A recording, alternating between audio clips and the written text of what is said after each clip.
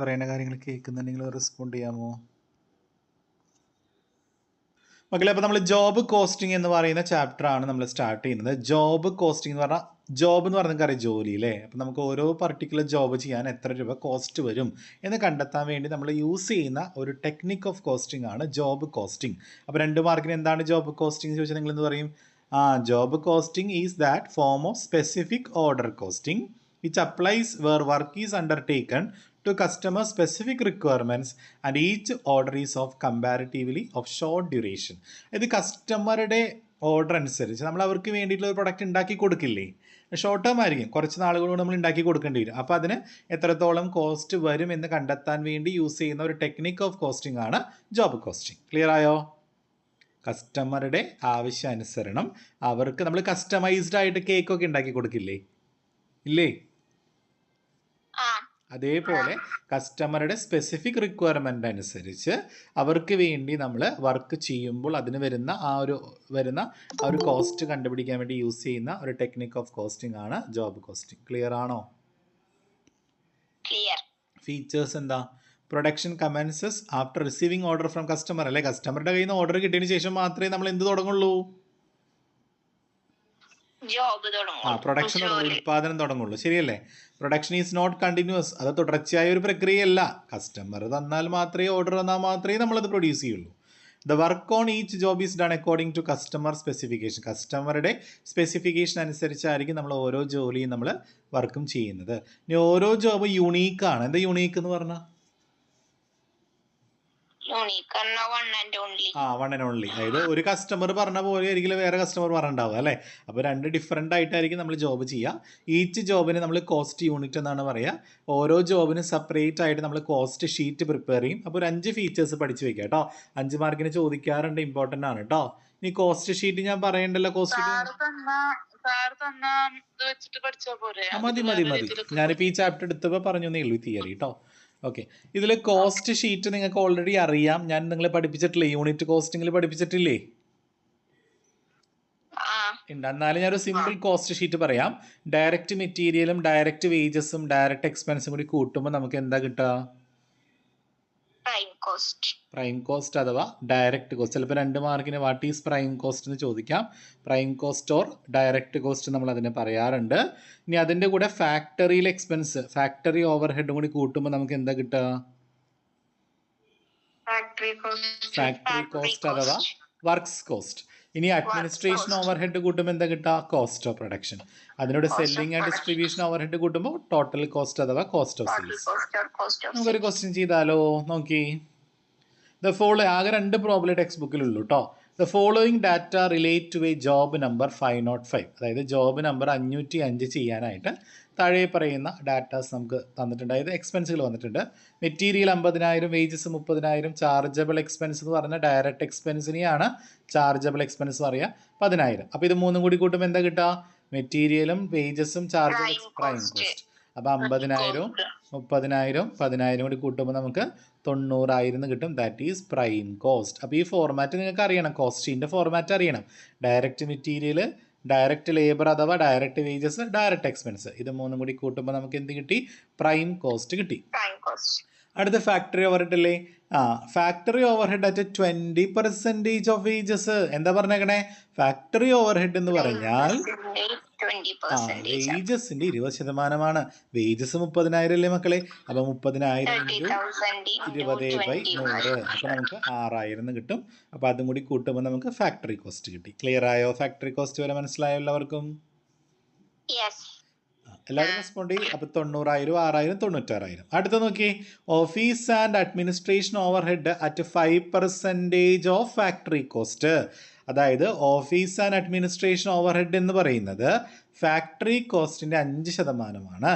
Factory cost 96,000 അല്ലേ. ആ 96,000 into എന്ത് ചെയ്യുക? 5/100. അപ്പോൾ നമുക്ക് 4,800 കിട്ടും. അപ്പോൾ അതും കൂടി കൂട്ടുമ്പോൾ നമുക്ക് ടോട്ടൽ കോസ്റ്റ് കിട്ടി 1,08,000. ക്ലിയർ ആണെങ്കിൽ ഒന്ന് റെസ്പോണ്ട് ചെയ്ത് എല്ലാവരും. Cost sheet, job cost sheet ഇത് വരാം. മേ ബി ചിലപ്പോൾ ചില സമയങ്ങളിലൊക്കെ വരാറുണ്ട് കേട്ടോ കോസ്റ്റ് ഷീറ്റ് വരയ്ക്കാൻ. അടുത്തത് നോക്കി. From the following particulars prepare the cost sheet for job number 105. അപ്പോൾ നിങ്ങൾ ഹെഡിങ് കൊടുക്കുമ്പോൾ വെറുതെ കോസ്റ്റ് ഷീറ്റ് എന്ന് കൊടുക്കരുത് കേട്ടോ.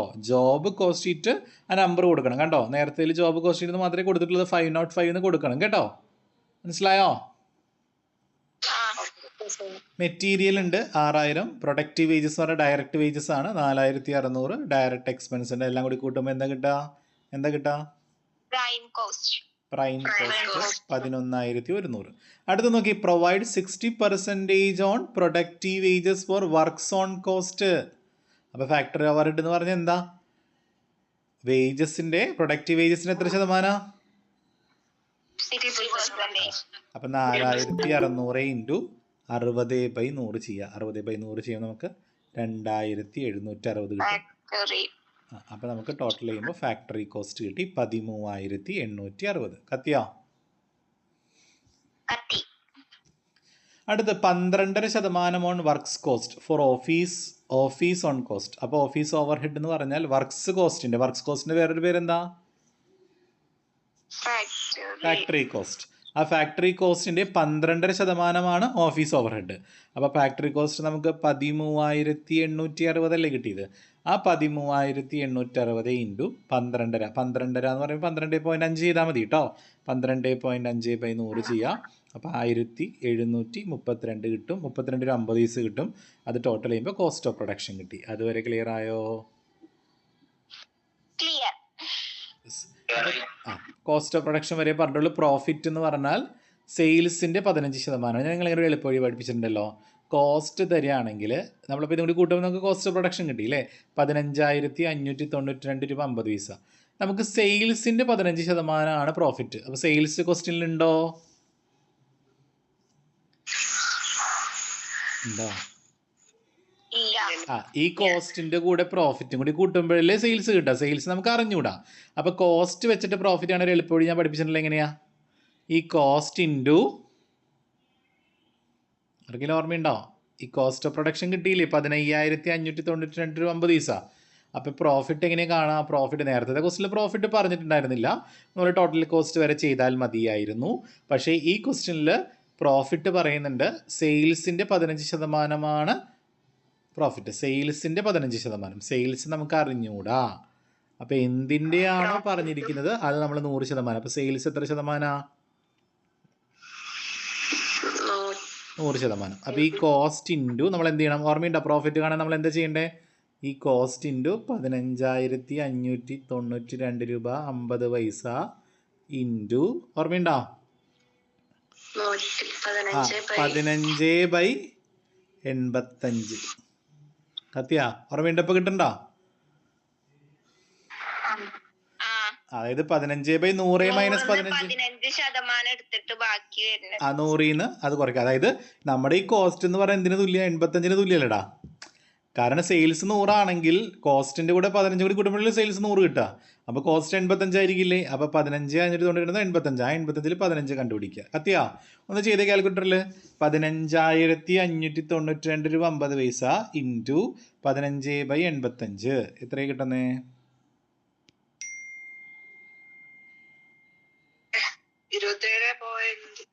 ഇതല്ലേ കിട്ടുന്നത്?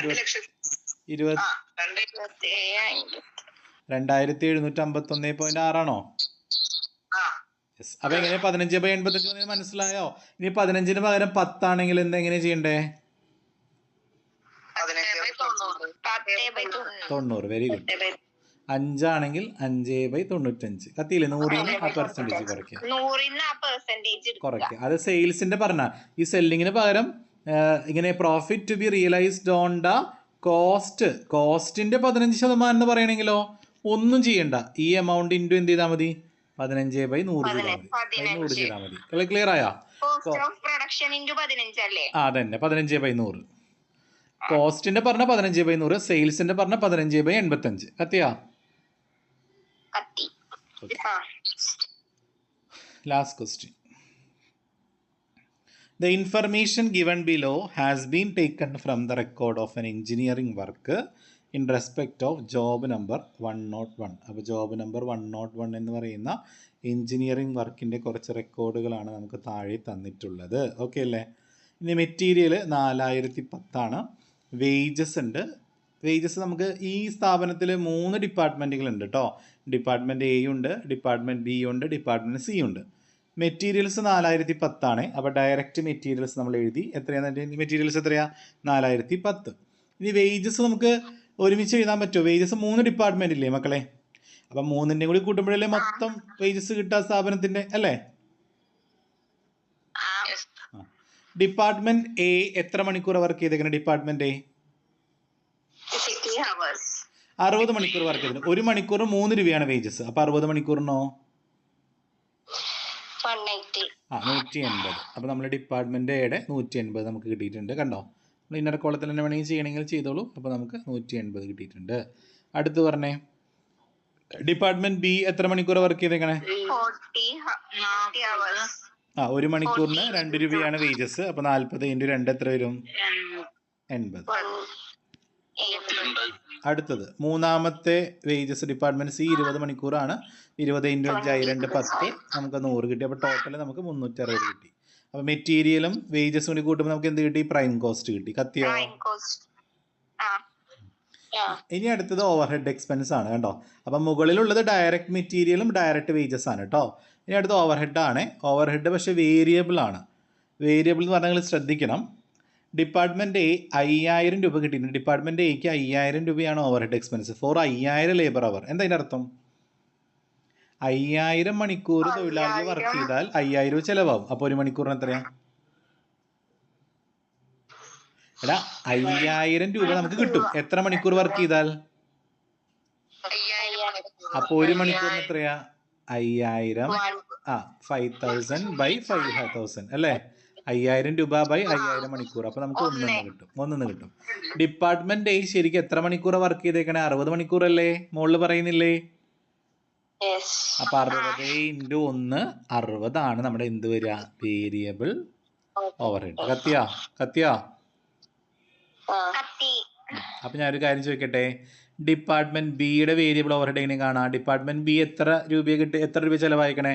എത്ര മണിക്കൂർ വർക്ക് ചെയ്യണേ? എത്ര രൂപ ചിലവായിക്കണേ? അപ്പം 3000 റുപ്പീസ് എപ്പോഴും മുകളിൽ വരണം. 3000 / 1500 അപ്പം 2 രൂപ കിട്ടും. ഡിപ്പാർട്ട്മെൻറ്റ് ബി വർക്ക് ചെയ്തേക്കണ എത്ര മണിക്കൂറാ? 14 × 2 80. കത്തിയില്ലേ? അടുത്തത് ഡിപ്പാർട്ട്മെൻറ്റ് സി ആണ്. അത് 2000 രൂപ കിട്ടും 500 മണിക്കൂർ വർക്ക് ചെയ്താൽ. അപ്പോൾ 4 എന്ന് കിട്ടി. അപ്പോൾ എങ്ങനെയാ? 20 ×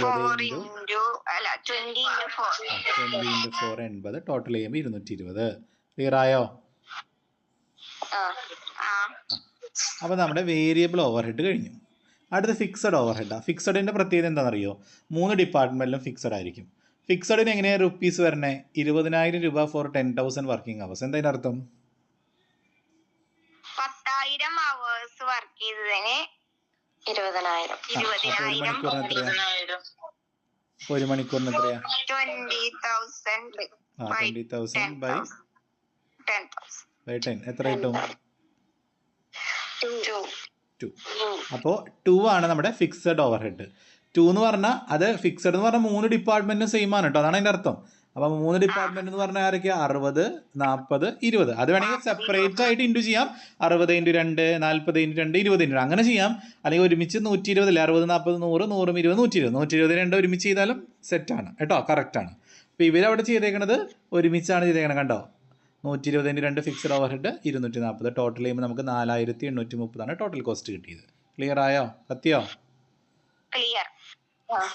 ഇനി മക്കളെ നമ്മുടെ സാധനത്തിലേക്ക് വരാം. പ്രോഫിറ്റ് ഉണ്ടോ ഈ ക്വസ്റ്റിനിൽ? ഉണ്ട്. പ്രോഫിറ്റ് എങ്ങനെയാണ് പറഞ്ഞേക്കണേ നോക്കി. പ്രോഫിറ്റ് എങ്ങനെയാണ് പറഞ്ഞേക്കണേ? Profit 25% on the selling price. എന്തിൻ്റെ 25% പറഞ്ഞേക്കണേ? അപ്പം എങ്ങനെയാണ് കണ്ടുപിടിക്കാൻ നിങ്ങൾ പറഞ്ഞേ? Total cost 4830 × 20/80. Very good. 20/80 ആണ് വരിക. ആൻസർ നോക്കി ചെക്ക് ചെയ്ത് നോക്കി. 4830 × 20/80 ചെയ്യുമ്പോൾ എത്ര കിട്ടാം? ഒന്ന് ചെയ്തേ കാൽക്കുലേറ്ററിൽ.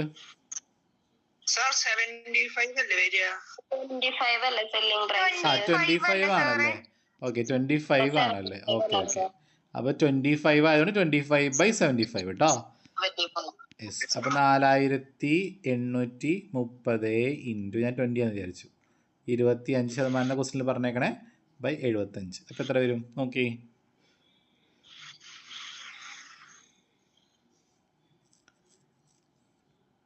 1610 ആണോ? യെസ്. അപ്പോൾ അതുകൊണ്ട് കൂട്ടുമ്പോൾ നമുക്ക് സെയിൽസ് കിട്ടി. ക്ലിയർ ആയോ ക്വസ്റ്റ്യൻ?